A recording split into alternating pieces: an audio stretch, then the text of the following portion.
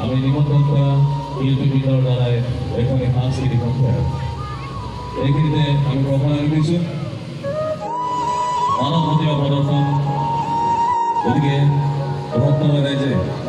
মানব প্রতিভা প্রদর্শন করে